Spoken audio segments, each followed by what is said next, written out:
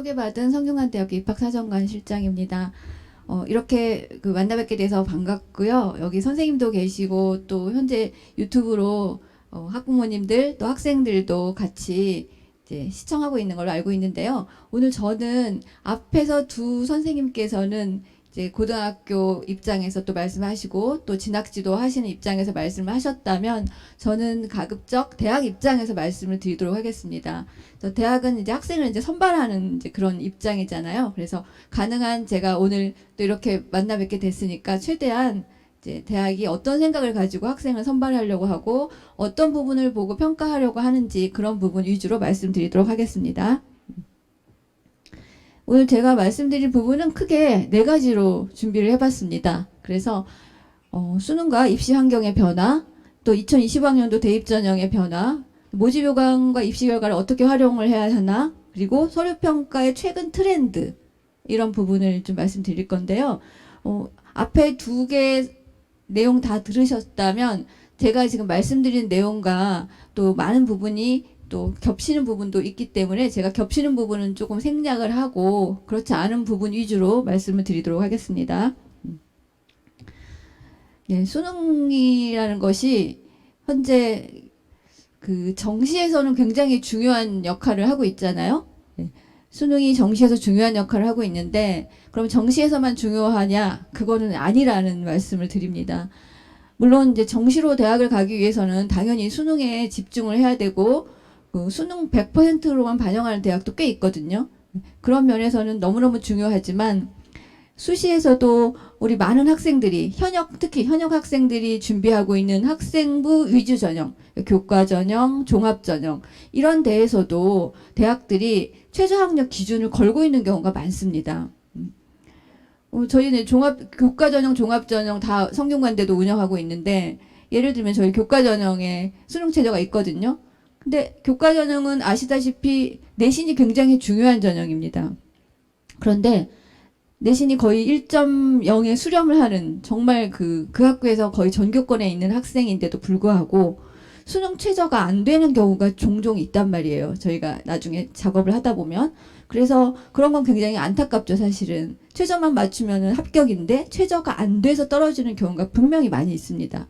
그래서 일선 학교에서도 그렇고 우리 학생들이 이걸 준비할 때는 나는 정시 안 할 거야, 나는 수시로 갈 거야, 이런 아이들도 꽤 있거든요. 저희가 만나서 얘기해 보면은 그거는 좋아요. 현역은 정시가 사실 쉽지는 않을 거거든요. 수시에서 빨리 승부를 봐서 대학에 진학하는 게 저도 필요하다고 생각은 하는데, 그럼 나는 수시를 준비할 거야, 이것이 바로 나는 그럼 수능 공부는 안 할 거야, 이거하고는 완전 다르다는 얘기죠.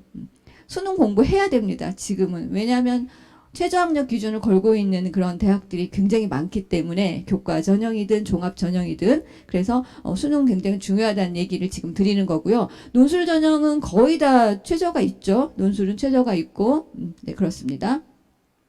지금 전국적으로 봤을 때 2025학년도에 수시와 정시의 비율을 보면 지금 화면에서 보시는 것처럼 파란색, 하늘색 선이 바로 수시고 빨간색 선이 정시입니다. 이렇게 봤을 때 지난 20년간 수시의 선발 비율이 계속해서 증가해 왔고 당연히 반면에 정시는 그만큼 줄어들었겠죠. 근데 이 숫자를 그대로 믿으시면 안 되는 게 2025학년도에 거의 79.6%면 80% 가까이 수시에서 전국 대학의 평균을 내봤을 때 8대2 이렇게 이제 선발을 한다고 우리가 볼 수가 있잖아요. 근데 좀 더 깊숙이 들어가 보면 이 2024학년도 사례인데 수도권 소재 대학이 학생부 교과 전형이 31% 선발을 한다면 비수도권 대학은 교과 전형을 62%나 선발하고요. 서울에 있는 16개 대학은 정시 수능 위주 전형으로 40% 이상을 지금 선발하고 있습니다. 그렇기 때문에 교과 전형은 10% 정도밖에 안 되고 종합 전형이 30%가 되고 이렇거든요. 이걸 보시면 이게 이제 올해 2025학년도입니다. 비수도권 같은 경우 학생부 교과 전형으로 60% 선발하고 있잖아요. 그런데 수도권을 보시면 정시 수능 위주로 30% 정도를 선발하고 있습니다. 그리고 학생들이 가장 가고 싶어하는 서울의 16개 대학은 정시에서 40%까지 선발을 하고 있거든요. 그래서 8대2를 그대로 믿으시면 안 되는 거죠. 그러니까 우리 아이들이 또 자녀분들이 가고 싶어 하는 대학, 가서 공부하고 싶어 하는 대학은 그 8대 2에서 수시가 8이 아닌 경우가 더 많을 거예요. 예. 특히 정시 40은 고정돼 있기 때문에 대학들도 16개 대학은 이거를 바꿀 수가 없거든요. 그래서 이렇게 보시면 됩니다. 예를 들면 제가 성균관대 사례를 들어드리면 저희도 학생부 종합전형으로 많은 학생을 뽑고 싶어요. 왜냐하면은 학생부 종합전형으로 들어온 학생들이 나중에 종단 연구나 추적 연구를 해보면 가장 학교에 적응을 잘합니다. 그 다음에 GPA도 좋아요. 1학년, 2학년, 3학년, 4학년 계속 추적조사 하거든요. 그리고 아이들이 학교에 대한 충성도라고 하나요? 그런 것도 되게 높습니다. 그리고 중도 탈락률도 낮아요. 다른 전형에 비해서. 뭐 정시라든가 이런 거에 비해서. 그러면 대학 입장에서는 당연히 우리 학교에는 종합전형으로 들어온 아이들이 가장 잘 적응하고 있구나. 그러니까 우수하구나. 그래서 우리가 종합전형으로 많이 뽑아야겠다라고 하는 게 정상적인 어떤 과정인데 지금은 그렇게 하지 못하는 이유가 정시 40은 딱 정해져 있거든요. 그럼 100을 기준으로 봤을 때 정시 40, 그럼 나머지 60을 가지고 나머지 전형을 만들어야 됩니다. 여기에 최근에 그 지역인재 전형이라고 있잖아요. 지방에서 보면 지역인재 전형이 있는데 서울이나 뭐 수도권에서는 지역인재 전형을 만들 수가 없으니까 정부에서는 학생부 교과 전형으로 10% 운영하면 그걸 지역인재 전형으로 이제 인정을 해주거든요. 의무적으로 또 학생부 교과 전형을 10% 선발해야 됩니다. 그럼 남은 게 이제 50%거든요. 이 남은 거 50% 가운데 저희도 논술 뽑고 싶어요. 근데 지금 이제 정부에서는 논술이 사교육을 유발하는 요인이 크다. 이래서 가능하면 논술 인원을 이제 늘리지 않도록 그렇게 권장하고 있지만 또 논술로 학생을 뽑아야 하는 대학들도 있거든요. 그래서 저희도 10% 논술로 뽑습니다. 최소한 뽑는 게 10%예요. 그럼 남는 게 40입니다. 근데 이 40을 다 학생부 종합전형으로 또 다 뽑냐? 그것도 아니고 여기에 예체능 특기자 전형 같은 게 있으니까 또 한 3, 4% 예체능 특기자 전형으로 보내고 나면 학생부 종합전형으로 35%밖에 못 뽑습니다. 정시보다도 적게 뽑는 거죠. 그래서 정말 학종으로 많이 뽑고 싶음에도 불구하고 그렇게 하지 못하는 어떤 그런 구조가 지금 이제 상황인 것을 이제 말씀을 드립니다. 그래서 우리 아이들이 가고 싶어하는 대학들은 정시에서 또 많이 뽑고 학종으로 또 많이 뽑습니다.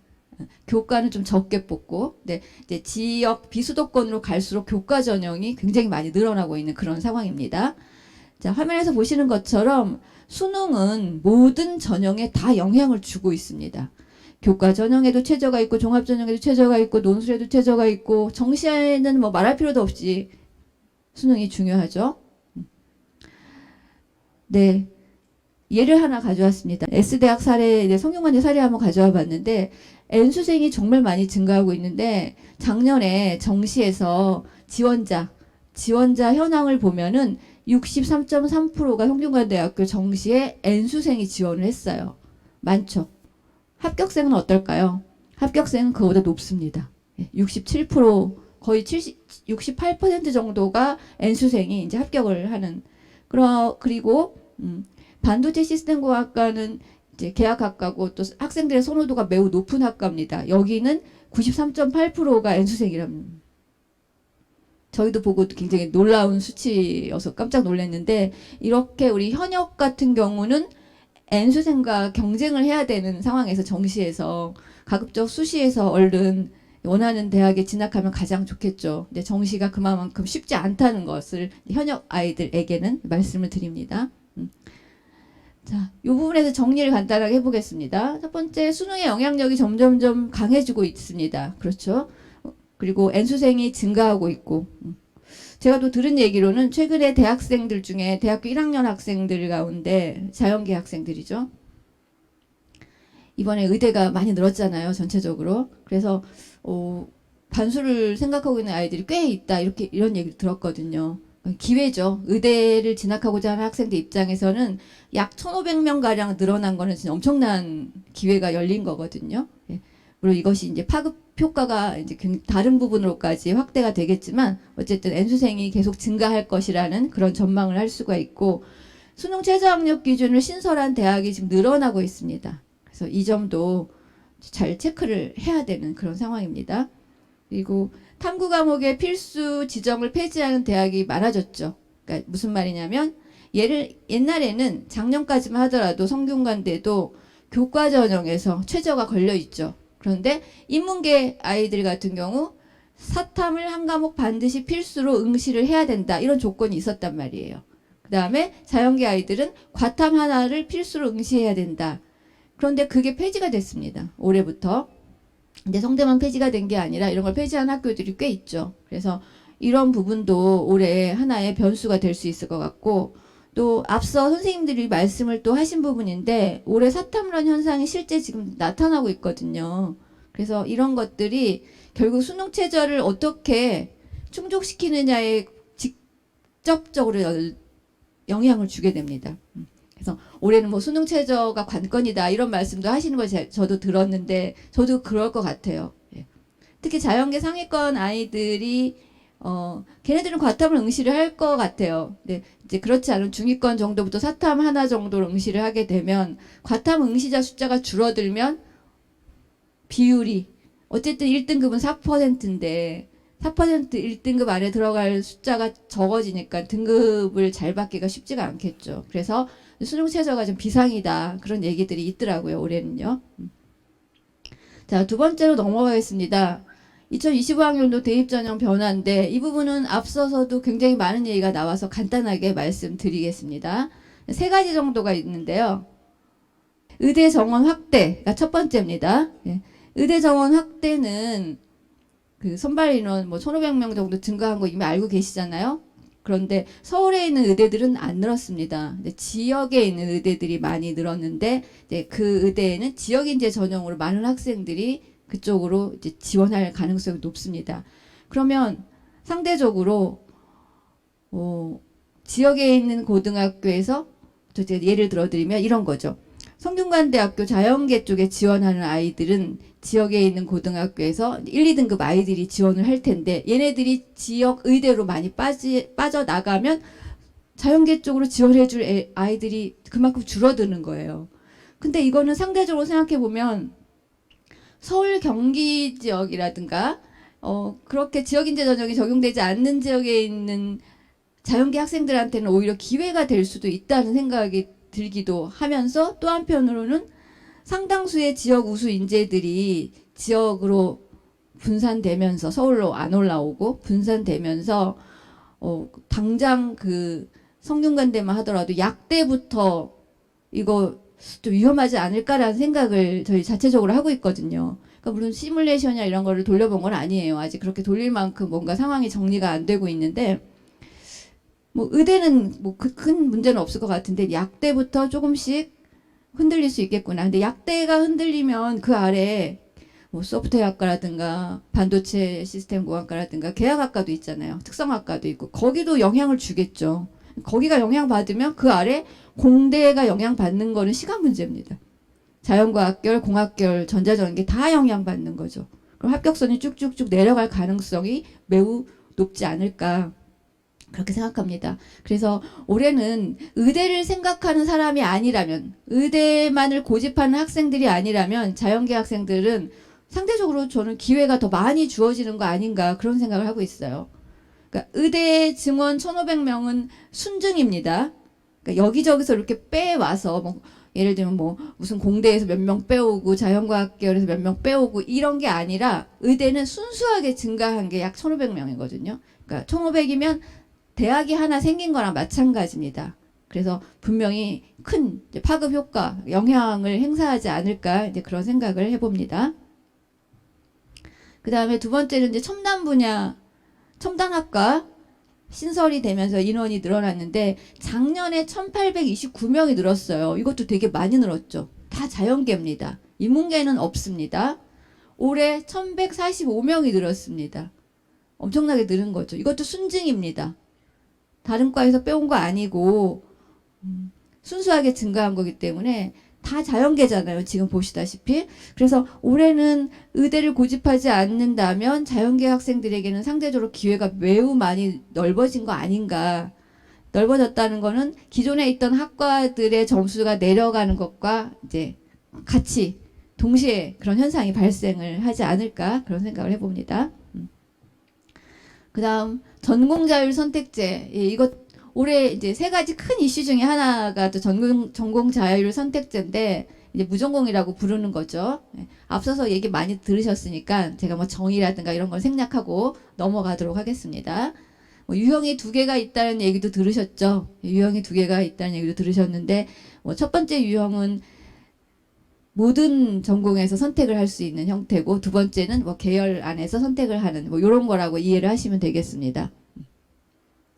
그래서 제가 주요 대학에서 이 무전공 전공 자율 선택제를 어떤 전형에서 몇 명을 뽑나를 한번 조사를 해서 가져와 봤는데요. 예를 들면 교과 전형이 있을 수 있겠죠. 그 다음에 종합 전형이 있을 수 있고 논술이 있고 정시가 있겠죠. 보시면 이제 제가 가져온 자료에 보면 이제 주요 대학 위주로 가져와 봤는데 교과에는 없습니다. 별로. 그렇죠? 예. 논술도 많지도 않고요. 뭐 이거야 당연히 별로 없을 것 같은데 정시는 어느 정도 나옵니다. 나오는데 종합도 만만치 않게 많이 나오고 있어요. 그러니까 지금 우리 학부모님들이나 선생님들 또 학생들이 관심 있어 하는 거는 이 자유전공, 그러니까 전공 자율 선택 모집 단위로 지원했을 때 학생부 종합전형으로 지원했을 때가 궁금하실 것 같아요. 교과야 어차피 내신이고 논술은 논술 성적이고 또 수능 최저가 걸려 있고 이런 건데 종합 같은 경우는 서류 평가가 진행이 되기 때문에 도대체 그러면 이 전공 자율 선택제 그 모집 단위에서는 서류 평가를 어떻게 할 것인가가 궁금해 하실 것 같아요. 그런데 이제 주요 대학에서 보면은 종합 전형으로 많은 인원을 선발을 하고 있습니다. 다음 화면에도 보면 성균관대 같은 경우도 보시면 꽤 많이 뽑죠. 종합 전형으로. 예. 정시에서도 뽑지만 종합 전형으로도 많이 뽑고 있고 또 서강대도 있고 한양대도 있고 그렇죠. 교과 전형도 있습니다. 예. 이런 식으로 해서 올해는 이 자유전공 쪽 이 부분에 기회가 굉장히 많이 열려 있기 때문에 제가 볼 때는 무조건 한 장을 이거 써야 되는 거 아닌가라는 생각이 들어요. 이거 그냥 나는 자유전공은 빼고 지원할래 하면은 엄청난 나중에 후회를 하지 않을까라는 생각이 들지 않을까 할 정도로 지금 굉장히 많은 인원을 선발하고 있기 때문에 이 부분도 하나의 선택지에 넣어보는 게 맞지 않나 이렇게 생각합니다. 그리고 이 자유전공이라든가 이런 쪽은요. 전공 자율 선택제는 순증 아닙니다. 이 모집 단위가 생기면서 모든 과에서 이렇게 조금씩 빼갖고 왔어요. 예. 그래서 각 대학마다 좀 진통이 있었습니다. 왜냐하면 생각해 보세요. 아이들이 자유전공으로 지원해서 너가 원하는 과 뭐든지 갈 수 있다. 어떤 과든 다 갈 수 있다. 그럼 어디로 갈까요? 애들이 인문계 쪽으로 많이 갈까요? 자연계 쪽으로 많이 갈까요? 잘 모르겠지만 자연계 쪽으로 많이 가지 않을까 이렇게 많이 말씀하시더라고요. 그리고 선호도 높은 학과와 선호도가 좀 낮은 학과가 있잖아요, 대학에. 그럼 선호도 높은 학과 쪽으로 좀 갈 가능성이 높겠죠. 그러면 인문대라든가 인문과학계열 이런 쪽으로는 잘 안 갈 확률이 있기 때문에 그쪽 교수님들은 분명히 반발하실 거거든요. 본인들의 속해 있는 과의 정원이 줄어드는 거니까. 그래서 대학마다 이 부분은 굉장히 민감한 부분이었어요. 그래서 교수님들하고 이런 그 대학 당국하고 조율 과정에서 잘 조율이 안 되는 경우는 이 자유전공 모집 단위를 신설하지 않은 경우도 제가 있다고 얘기를 들은 것 같습니다. 그래서 어쨌든 이렇게 신설이 됐다는 건 선발을 하겠다는 거니까 학생들 입장에서는 나쁠 건 없죠. 이런 새로운 어떤 모집 단위가 생기고 또 기회가 또 주어진 거니까 그렇게 보시면 될 것 같습니다. 그래서 저는 이 전공 자율 선택제에서 종합 전형이 많이 있다는 건 굉장히 의미 있는 일인 것 같아요. 어떻게 대학이 평가를 할지가 조금 관건이 되겠지만 이거 잘 봐주시면 될 것 같습니다. 자, 여기서 정리를 해보면 앞에서 한 얘기입니다. 의대 정원 확대에 따른 연쇄 효과가 분명히 있겠죠. 그래서 전반적으로 합격선이 내려가게 되는 문제가 발생하지 않을까. 대학 입장에서는 그게 걱정인 거예요. 근데 대학은 그런 걱정하지만 학생들은 더 좋아진 거 아닐까요? 예전에 비해 내가 원하는 대학을 갈 수 있는 확률이나 원하는 과를 갈 수 있는 확률이 높아진 거 아닐까라는 생각은 드는데 대학 입장에서는 이제 비상인 거죠, 이거. 펑크 나면 어떡할까? 미달 나면 어떡할까? 입시 결과가 입결이라고 하잖아요. 우리가 입시 결과를 입결이 낮으면 어떡할까? 이런 건 이제 대학이 지금 걱정하고 있는 부분입니다. 어느 정도 낮아질까 이렇게 꼭 질문을 하시는데 그거는 잘 판단하기가 쉽지는 않습니다. 어느 정도 낮아질지는.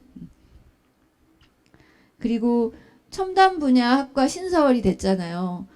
자, 신설학과는 보통 첫해 입시 결과가 조금 낮은 게 특징인 것 같아요. 저희도 작년에 2개 학과를 신설했는데 에너지학과, 반도체융합공학과 신설했는데 입시 결과가 좀 낮게 나왔어요. 그러니까 첫 해에 낮은 이유는 전년도 입시 결과가 없기 때문에 이렇게 가늠하기가 어려운 거예요. 아, 올해 대략 어떻게 될까? 이것을 판단하기도 어렵고 그래서 첫 해는 지원도 좀 꺼리게 되고 입시 결과가 상대적으로 낮게 나오는 게 일반적인 현상으로 저도 알고 있는데 작년에 저희도 2개 학과의 결과가 좀 낮게 나왔거든요. 그래서 올해 신설되는 학과에 꽤 많은 인원이 또 선발을 합니다. 다 자연계입니다. 그런 거를 체크를 해보시면 그 과는 분명히 그렇게 경쟁률이나 입시 결과가 높지 않을 거기 때문에 그런 것도 잘 저는 활용하면 좋을 것 같고 대학 입장에서도 올해 신설했는데 학생들이 지원을 많이 안 하면 속상하잖아요. 그렇죠? 일단 경쟁률이 나와줘야 어느 정도 나와야 입시 결과도 좋게 나오거든요. 너무 경쟁률이 낮으면 그런 확률이 낮아지니까 그래서 이제 지원도 그렇게 해보시면 합격의 가능성도 높일 수 있을 것 같고 대학 입장에서도 그런 신설학과에 학생들이 지원을 해주니까 좋고 이제 그렇게 될 것 같습니다. 그 다음 전공 자율 선택제 이 부분은 올해 정말 가장 핫한 부분이고 그런데요. 무조건 한 장 써야 될 것 같다는 생각이 제가 들어요. 대학마다 이 전공 자율 선택제 인원이 꽤 많기 때문에 나는 그냥 기존에 내가 가고 싶었던 과가 있으니까 그 과로 지원할래. 이렇게 해도 상관은 없지만 그러면 되게 뭔가 손해보는 느낌? 이런 게 들지 않을까라는 생각이 이제 듭니다. 그래서 잘 보시고 전공 자율 선택제에 많은 인원을 선발하고 있으니까 하나 정도는 원서를 넣는 게 맞지 않을까 생각이 듭니다. 예를 들면 성균관대도 학생부 종합전형으로 전공 자율 선택제 모집단위, 자유전공 모집단위를 120명을 선발해요. 120명이면 엄청나게 많은 숫자입니다. 모든 학종의 모든 모집단위 가운데 가장 인원이 많습니다. 120명이면. 그래서 뭐 기회균형, 경제 배려 대상자, 사회적 배려 대상자 있죠. 거기서 6명 뽑고 나머지 그냥 일반 학종에서 114명을 뽑기 때문에 굉장히 큰 전형이다. 이렇게 보시면 되겠습니다. 여기서 이제 합격선이 어떻게 결정될 것 같은가가 이제 제일 중요한 지점이 되는 거죠. 아, 좋다. 안다 나도. 그쵸? 자유전공으로 지원하면 내가 원하는 과 다 갈 수 있으니까 얼마나 매력적입니까? 근데 문제는 커트라인이 어떻게 되느냐가 이제 문제인 거죠. 커트라인이 뭐 한없이 높다 그러면 지원하는 게 의미가 없잖아요. 일단 합격을 해야 되니까 지원을 하면. 그래서 떨어질 거 알면서 지원할 수는 없으니까. 그래서 이 합격 라인이 어느 정도 형성될 것인가에 대해서 의견이 되게 분분합니다. 의견이 분분한데 올 초에 올 4월 달쯤에 제가 들은 얘기는 공교육에서도 그 전문가들이 꽤 많이 계시거든요. 입시 전문가들이. 학교 선생님들이 하시는 얘기를 제가 이렇게 모아봤을 때 올 4월 달쯤에는 그 대학의 그 전체 100으로 볼 때 상위 한 30% 정도 선에서 이 자유전공 계열의 선이 결정될 것이다. 이런 말씀들을 하셨었어요. 근데 2달 후에 6월 달에 제가 어떤 이렇게 발표 장소하고 모임에 갔을 때는 내용이 조금 바뀌었더라고요. 거기서는 뭐라고 말씀하시냐면 그거보다 조금 낮게 보시는 것 같아요. 그러니까 지금 이 상황이 굉장히 지금 예측을 할 수 없게끔 돌아가고 있거든요. 그리고 작년, 재작년 그 어느 해에도 이렇게 큰 변화는 없었습니다. 그러니까 올해가 굉장히 큰 변화가 있는 해거든요. 다 이게 엮여 있잖아요. 연쇄 효과가 나타날 거거든요. 의대도 그렇고 첨단학과 신설된 것도 그렇고 자유전공도 그렇고 이게 분명히 각각 따로따로 돌아가는 게 아니라 긴밀하게 연결이 돼 있거든요. 그래서 평균보다 조금 높게 형성될 것 같다. 또 이렇게 예측하시는 전문가들도 꽤 있더라고요. 그래서 저희도 대학에도 그런 문의가 많이 들어옵니다. 성균관대학교는 지금 자유전공 계열로 120명 선발하는데 저희도 원하는데 다 보내주는 걸로 120명이 있거든요. 근데 이때 그 조심하셔야 될 게 못 가는 데 있는 건 확인하셔야 돼요. 그러니까 법적으로 안 되는 게 있어요. 의약학계열, 뭐 사범계열, 예체능 계열은 안 되고요. 대학마다 자율적으로 또 진입이 안 되는 걸 정할 수가 있어요. 그래서 예를 들면 성균관대학교는 첨단학과 3개 있는 건 거기는 안 되고, 또 계약학과, 삼성전자랑 함께하는 계약학과 이거 2개 안 되고 이렇게 해놨거든요. 그래서 안 되는 게 뭐가 있나? 나머지 글로벌 경영, 글로벌 경제, 글로벌 리더 다 갈 수 있고요. 인문계는 자연계는 소프트웨어학과, 글로벌 바이오메디컬 공학과, 전자전기 다 갈 수 있어요. 그러니까 엄청 매력적이죠. 학생들 입장에서는 충분히 고려를 해볼 만한 이제 그런 학과라고 볼 수가 있겠습니다. 변화의 시대. 지금 올해는 좀 혼란스럽기도 하고 그렇지만 많은 변화가 있지만 이 변화를 그냥 무시하면은 결과가 좋지 않겠죠. 분명 변화가 있으면 우리가 그 변화를 파악하고 그거를 적극 기회가 주어지는 거니까 변화라는 것은 다른 말로 얘기하면 기회니까 그 기회를 적극적으로 활용해서 뭐 자유전공도 잘 선택해서 한번 지원해보고 이런 게 필요하지 않을까 생각합니다. 다음은 모집요강과 입시 결과를 이제 활용하는 방법에 대해서 말씀을 드릴 건데요. 먼저 모집요강에 대해서 말씀을 드리겠습니다. 그 모집요강을 잘 들여다보면 많은 비밀이 숨어 있습니다. 그 안에. 근데 모집요강을 이제 꼼꼼하게 잘 안 보는 경우가 많은 것 같아요. 우리 학생들 가운데는. 전화부터 합니다. 대학에. 대학에. 근데 저도 전화할 것 같아요. 왜냐면은 그거 언제 다 이렇게 보고 앉아 있어요. 머리도 아프고 막 무슨 말인지 잘 이해도 안 가고. 그때 전화하셔도 되는데 그걸 보면 여러 가지 이제 어떤 요소들이 들어 있습니다. 제가 지나가는 말 하나 말씀드리면 수시 때 수시 원서 접수 기간에는 거의 사무실이 입학처 대학의 입학처 사무실의 업무가 마비됩니다. 왜냐? 전화 때문에. 전화가 정말 한 학생이 한 번만 하지 않아요. 전화 아시죠? 네. 네. 본인도 여러 번 하지만 본인도 하고 엄마도 합니다.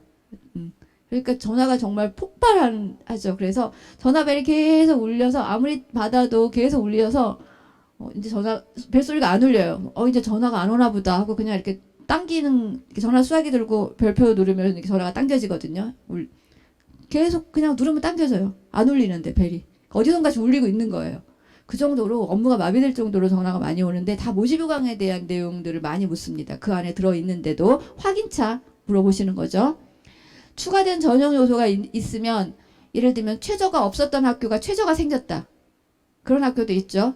마음속에 갖고 있는 학교 중에. 그럼 입시 결과가 달라집니다. 올해는. 충분히 그런 거는 예측 가능하시죠. 그런 걸 파악을 하셔야 돼요. 그리고 면접이 있다가 면접이 없었는데 면접을 추가했다. 어떤 대학이 어떤 전형에서. 그럼 면접의 영향력이 어느 정도 있을 수 있겠구나를 생각을 하셔야 되는 거죠.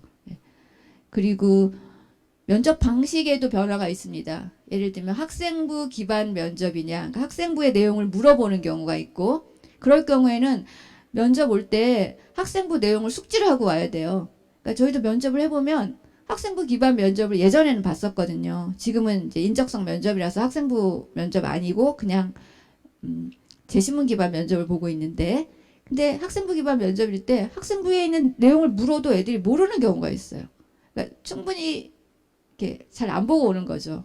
근데 학생부 기반 면접을 보는 대학이 있다면 그건 충분히 생활기록부를 꼼꼼하게 다 보고 내가 이 활동을 했었구나 그 정도는 다 확인하고 와야 됩니다. 그다음에 신설학과 모집 인원. 신설학과 많이 생겼잖아요. 그 인원을 좀 잘 보고 요거에 따라서 지원을 할지 말지도 결정을 할 수가 있고요. 그다음 모집 단위별 선발 비율 변화 이걸 말씀드렸는데 올해 이 자유전공 신설되면서 어떤 변화가 있냐면 다른 모집 단위 숫자가 거의 대부분 줄어들었을 거예요. 아까 제가 이거는 순증이 아니라 순수하게 증가한 숫자가 아니라 여기저기 모집 단위에서 교수님들한테 양해를 구하고 그 과의 양해를 구해서 빼온 거거든요.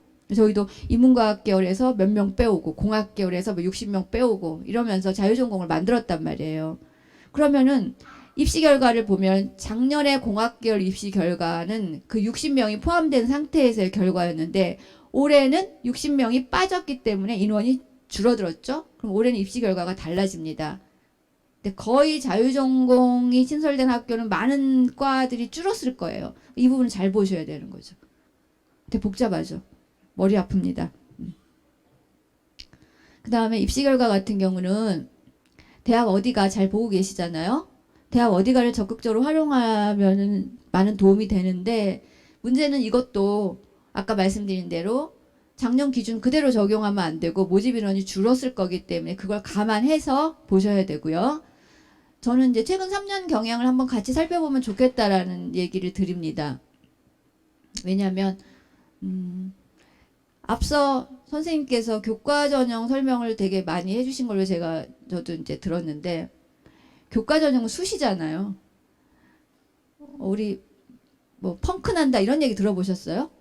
펑크 난다, 폭발한다 뭐 이런 이제 용어들 쓰잖아요 입시에서. 근데 그건 주로 이제 정시에서 이런 얘기 많이 하거든요. 뭐 어느 과가 펑크 났다 그러면 예상보다 합격선이 낮아졌을 때 이제 펑크라고 하는 거고 미달이라든가 점수가 낮다거나 예상보다 점수가 높은 경우는 이제 폭발했다 이렇게 얘기하는데 주로 정시에서 이런 현상이 나타나는데 수시에서도 나타나더라고요. 교과 전형에서도 나타났어요. 저희 같은 경우. 그래서 좀 깜짝 놀랐는데 예를 들면 성균관대학교 교과 전형은 수능 최저가 있습니다. 있는데 3합 7 정도 돼요. 3합 7 정도 되니까 아주 높은 건 아닌데 학생들이 대부분 지원해서 합격해서 등록하는 경우를 보면 어디가에 나와 있는 걸 기준으로 말씀드리면 비교적 1등급 대 아이들이 많이 합격을 하고 등록을 합니다. 그러니까 50% 컷, 70% 컷 나오는 거 어디가에 보실 수 있죠. 전체 등록자를 줄을 세웠을 때 50%에 해당하는 학생의 내신, 70%에 해당하는 학생의 내신, 이게 이제 50% 컷, 70% 컷이거든요. 최종 등록자.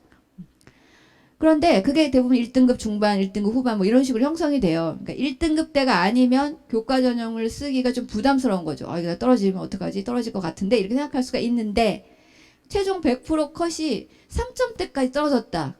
이거는 뚫린 겁니다. 펑크 난 거라고 볼 수가 있습니다. 그래서 성균관대가 3년 됐어요. 교과 전형 운영한 지. 근데 첫 해 영상학과라든가 일부 학과가 3점 초반까지 떨어졌거든요.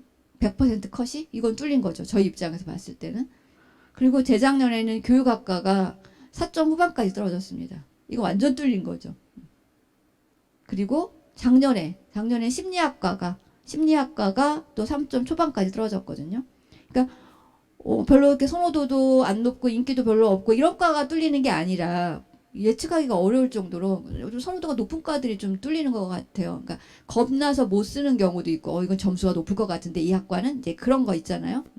그래서 교과 전형은 약간 이런 반전이 있다는 말씀을 드리고요. 특히 올해는 대학 입장에서 봤을 때는 지금 의대, 첨단학과 신설, 자유전공 이것이 교과 전형에도 바로 영향을 줄 것 같아요. 교과 전형 경쟁률 낮아질 수도 있고요. 지원자 풀 안 좋아질 수도 있고요. 수능 최저 충족 비율 낮아질 수 있고요. 그러니까 기존에 뭐 지역에서 1등급이었던 아이들이 교과 전형을 많이 썼단 말이에요. 성균관대도. 근데 그런 아이들이 뭐 자유전공으로 빠질 수도 있는 거고 아니면 지역 인재 의대로 갈 수도 있고 이러다 보면 분명히 공동화 현상이 나타날 것 같다는 생각이 듭니다. 그래서 이제 어디가에 나와 있는 것보다 좀 더 이 컷이 내려갈 가능성도 없지 않다 이렇게 이제 보고 수능 최저 관건이라고 그랬잖아요. 올해 사탐런 이런 현상 때문이라도 수능 최저를 좀 맞출 수 있느냐 없느냐가 문제인데 최저 충족률이 낮아지면 낮아질수록 당연히 최저가 충족이 되면 합격할 가능성이 높아지는 거죠. 그래서 제가 볼 때는 교과 전형도 작년 기준으로 보면 안 되고 좀 저희 대학에서는 이게 좀 낮아지지 않을까 이제 그런 걱정을 지금 하고 있는 거고 일부 학과들은 펑크도 분명히 날 수 있고 와, 올해는 정말 혼란스럽네요. 저도 이렇게 얘기하면서 혼란스럽습니다. 예. 그 다음에 최종 등록자 전형별로 최종 등록자 50%, 70%컷 나오니까 잘 활용하시고요. 근데 그거 100% 그대로 믿으시면 안 되고 이 컷에는 고등학교 유형이 다 같이 섞여 있습니다. 예를 들면 50% 컷을 보니까 어떤 모집단위에 뭐 3.1 이렇게 되어 있어요. 내신이. 그럼 뭐 50% 컷이 3.1밖에 안 돼? 우리 아이가 2점 후반이니까 충분하겠네? 이렇게 생각할 수도 있지만 이 3.1이라는 숫자 안에는 일반계고뿐만 아니라 자사고, 특목고, 그러니까 뭐 과고, 외고, 국제고 다 들어가 있는 숫자일 가능성이 높기 때문에 그런 부분은 감안을 하셔야 됩니다. 그러니까 고교 유형별로 지금 쪼개서 결과를 발표하는 시스템은 아니거든요. 예, 그렇게 말씀드리겠습니다. 다만 교과 전형은 거의 일반고 학생들이 합격을 하기 때문에 교과 전형은 그냥 그대로 일반고 믿으시면 돼요. 그러니까 교과 전형의 특성상 정량 평가가 막 80%막 이렇게 들어가고 그러니까 특목고나 자사고 아이들은 지원을 막지는 않아요. 그렇지만 지원할 수가 없는 구조입니다. 성균관대도 교과 전형은 최종 등록자의 99.7%가 일반고 학생이에요. 그리고 현역만 선발하다 보니까 그렇습니다. 모집 요강 꼼꼼히 확인해 보면 작년에 있었는데 없어졌다. 작년에 없었는데 생겼다. 이건 뭔가 변화가 있는 겁니다. 전형 요소의 변화라든가 신설학과 이런 거 챙기시고요. 모집 단위별 선발 비율 이런 것도 챙겨보면 좋을 것 같습니다. 다음 결과 활용하는 거. 최근 3년 경향을 한꺼번에 같이 놓고 보면 좋을 것 같고 또 내신 등급 컷이라든가 충원율 제가 충원율 얘기 안 했는데 이 충원율 되게 중요합니다. 그러니까 충원율은 쉽게 말하면 추가 합격자가 얼마나 나왔냐가 충원율이거든요. 충원율이 100%다 그러면 10명을 뽑는 과가 있으면 최종적으로 합격한 아이가 20등까지 합격했을 때 우리가 100% 충원율이다 이렇게 말합니다. 한 바퀴 돌았다라고 얘기하는 거죠. 10명을 뽑는데 뭐 어떤 이유로 얘네가 중복 합격하고 빠져나가고 추가 합격 시켰는데 또 빠져나가고 해서 최종적으로 등록한 아이가 20등이다. 그러면 10명 뽑는데 20등까지 합격한 거니까 이게 100%가 추가 합격된 거잖아요. 이럴 때 충원율을 100% 얘기합니다. 근데 이 충원율이 높은 학교가 있고 낮은 학교가 있어요. 저희 성균관대는 앞서서 선생님 말씀하셨는데 충원율이 매우 높은 학교입니다. 교과 전형하고 종합 전형에서 그래서 뭐 300% 이렇게 돌기도 하고 그래서 그 충원율이 높은 학교인지 아닌지도 한번 확인하시는 것도 저는 필요할 것 같아요. 그래서 성균관대학교 합격할 때 최초 합격할 수도 있지만 추가 합격할 수 있는 비율이 훨씬 높은 거죠. 그럴 확률도 더 높은 거고. 다음 이제 마지막입니다. 제가 볼 때는 오늘 이제 남아 계신 분들 끝까지 또 이 생중계를 보시는 분들한테는 이 부분이 좀 가장 중요한 부분이 될 수도 있다는 생각이 드는데 지금 서류평가 트렌드가 변화하고 있습니다. 전 대학에 있기 때문에 이걸 느낄 수가 있거든요. 학생부 종합전형이죠. 서류평가하면 보통 학생부 종합전형을 얘기하는데 학생부 종합전형의 핵심은 전공을 미리 준비했는가가 아닙니다. 이게 무슨 소리냐. 대학의 입학처에 어느 대학이든 입학처에 전화 한번 해보세요. 저희 아이가 또는 저는 1학년 때 생각했던 전공과 2학년 때 또 바뀌고 3학년 때 또 바뀌었는데 이게 혹시 불이익이 있을까요? 한번 전화해보세요. 뭐라고 답할까요?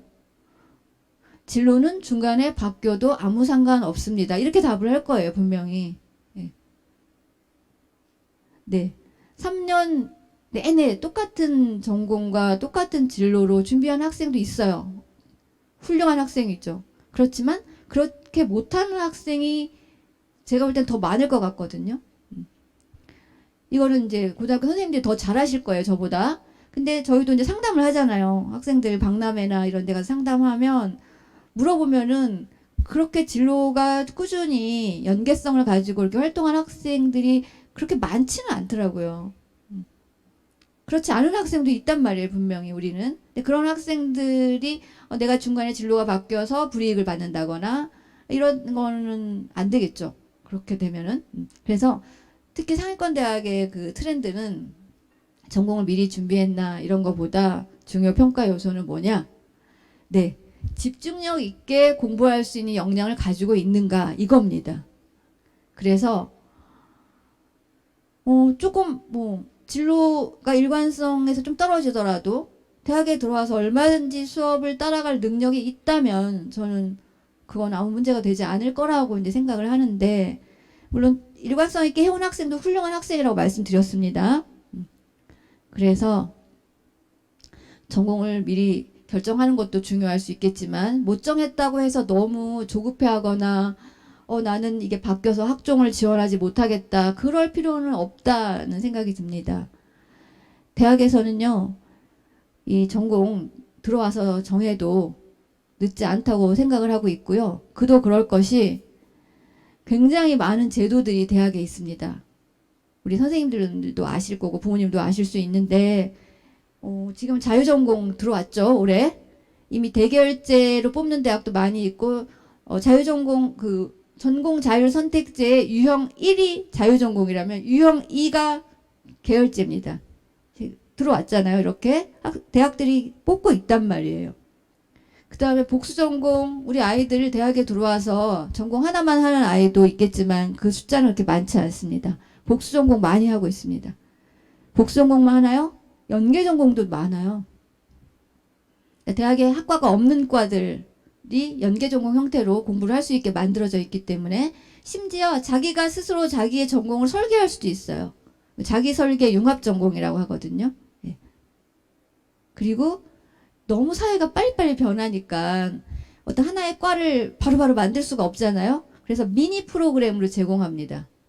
뭐 탄소 중립 이런 얘기 되게 많이 하는데 그런 과는 없잖아요. 그걸 배우기가 어려우니까 뭐 그런 거를 테마로 해서 미니 프로그램으로 마이크로 디그리라든가 이런 것도 대학이 만들어서 계속 제공하고 있거든요.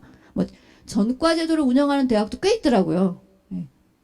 이런 것들이 지금 대학의 지금 상황이기 때문에 전공을 좀 뒤늦게 결정해도 전혀 문제가 없습니다. 들어와서 공부하는 데는 아무 문제 없고 다만 본인이 나중에 전공을 어떻게 선택할지 모르겠지만 그 전공을 선택했을 때 제대로 공부를 할 수 있는 역량을 갖추면 돼요. 고등학교 때.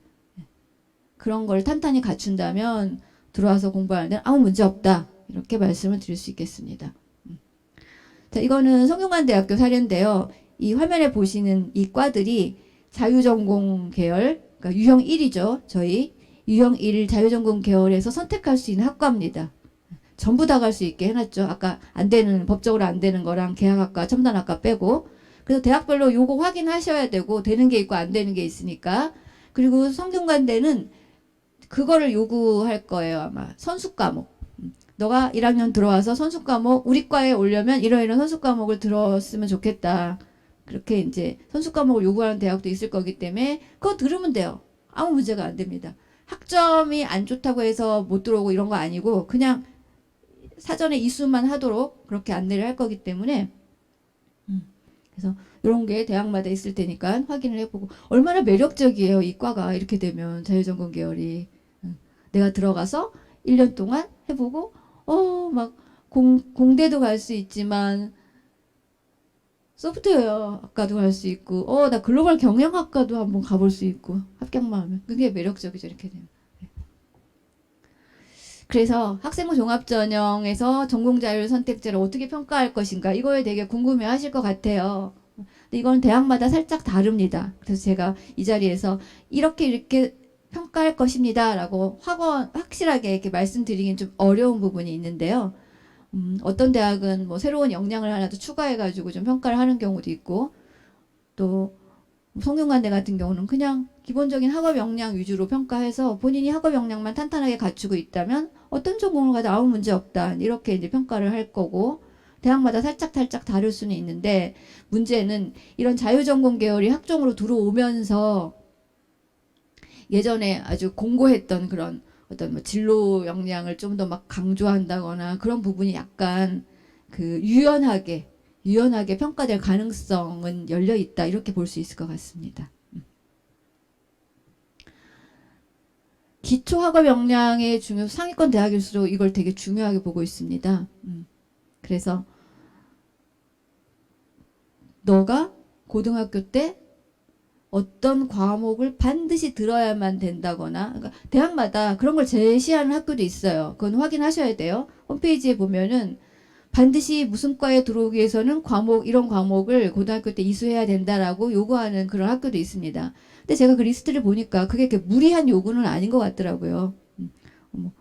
화학과 들어오려면 화원, 화투 듣고 와라. 뭐 당연한 거죠. 그렇죠? 물리학과 들어오려면 물리학2 듣고 와라. 뭐 이런 거라서 크게 그것 때문에 내가 그 과를 못 가. 이런 경우는 많지 않을 것 같은데 어쨌든 그런 반드시 듣고 들어오면 좋겠다라고 하는 리스트가 있는 대학도 있어요. 최근에. 그러면 그거 확인을 좀 해보시는 것도 괜찮을 것 같고요. 이제 또 그런 걸 특별히 요구하지 않는 대학도 있거든요. 그 대신에 이제 기초학업 역량을 탄탄하게 갖추면 너가 들어와서 어떤 학과를 선택하든 아무 문제 없다. 와서 충분히 공부를 따라갈 수 있으면 된다. 이렇게 이제 보는 대학도 있습니다. 대학의 학문 인프라가 많이 변화했다고 아까 말씀드렸잖아요. 뭐 자기설계, 융합 전공까지도 있고 또 전공 자율 선택제 선발이 늘어나면서 대학에서 학종 선발하는 어떤 방법이나 이런 것도 약간 지금 유연해지고 있는 것 같아요. 기존에 좀 굉장히 견고하게 진로 역량을 아주 강조해서 봤다면 그 부분이 약간 유연해진 그런 부분도 발견이 되고 있습니다. 결국 대학에서 바라보는 학교 생활의 충실성이라는 것은 학생부 종합전형의 취지가 학교 생활에 충실한 학생 선발하는 거잖아요. 그럼 대학에서는 학교 생활의 충실이 뭐냐? 동아리 활동 열심히 하고 진로 활동 열심히 하고 봉사 활동 열심히 하고 학급외 활동, 학교 활동 열심히 하고 다 중요하죠. 다 중요하죠. 근데 그거에 비해서 교과학습 발달 상황 부분에 생활기록부에 교과학습 발달 상황이 좀 부족하다. 이거는 저는 아닌 것 같다는 생각이 드는 이유가 반전인가요? 예. 네. 아닌 것 같. 우리 아시잖아요. 교육과정 그 2015 개정 교육과정에 보면 교육과정이 교과와 뭐로 되어 있어요? 창체로 되어 있죠. 단위수 아시죠? 교과가 훨씬 많습니다. 단위수가. 근데 지금 창체는 굉장히 잘했는데 이제 교과에서 부족하다. 이거는 좀 문제가 있죠. 교과가 더 중요하죠. 몇 배 더 중요하죠. 그게 학교생활 충실성 아닙니까? 그래서 기본은 교과입니다. 교과를 탄탄하게 한 이후 그런 요새는 근데 다들 창체 같은 건 열심히 해요. 창체를 뭐 소홀히 다루는 학생은 없는 것 같습니다. 그래서 교과를 좀 탄탄하게 갖추는 그런 부분이 학업 역량, 기초 역량을 탄탄하게 갖추는 게 중요하지 않을까 이렇게 생각을 해봤습니다. 여기서 잠깐 한 1, 2분 안에 끝납니다. 학교폭력 관련 얘기인데요. 2025에 2025학년도 올해 고3이죠. 올해 고3한테 해당되는 거는 작년, 재작년에 비해서 학교폭력과 관련된 내용을 반영하는 대학이 많이 늘었습니다. 그거 다 알고 계실 거고요. 학생부 종합전형에서는 옛날부터 학교폭력 관련된 내용 평가해 왔어요. 근데 2025에 좀 늘었고요. 더 깜짝 놀란 거는 2026에는 의무 반영입니다. 필수예요. 그래서 2026에는 완전히 의무적으로 반영하도록 지금 이렇게 되어 있고요. 심지어 여기 보세요. 지금 제목이 좀 날아갔는데 지금 2016에 모든 대학에서 학교 폭력 가해자일 경우 불이익을 받는데 아주 심한 학교가 2개가 있더라고요. 성균관대랑 서강대는 학폭 2호부터 0점 처리합니다. 이게 저희 성균관대 사례인데요. 1호는 10점, 전형별 기준 총점의 10% 감점. 근데 10%만 감점돼도 쉽지 않을걸요, 합격하기? 근데 2호부터 9호까지는 0점. 0점이라는 거는 그냥 탈락, 안 돼, 안녕이라는 의미입니다. 그래서 이 학교폭력이 2026에는 굉장히 많이 강화된다. 모든 대학에서 의무적으로 정시까지 다 반영하도록, 모든 전형에 다 반영하도록 돼 있다. 요 점을 한번, 다시 한번 짚어드립니다. 진짜 마지막 화면입니다. 올해 변화가 많습니다. 변화를 두려워하지 마세요. 저도 모르게 변화를 막 즐기는 사람은 아니지만 변화가 있을 때는 그 변화의 기회가 있습니다. 그래서 도전하는 자만이 성취의 기쁨을 맛볼 수 있습니다. 올해 입시에서 준비하신 그런 뜻을 다 달성하실 수 있었으면 좋겠습니다. 이것으로 마치겠습니다. 감사합니다.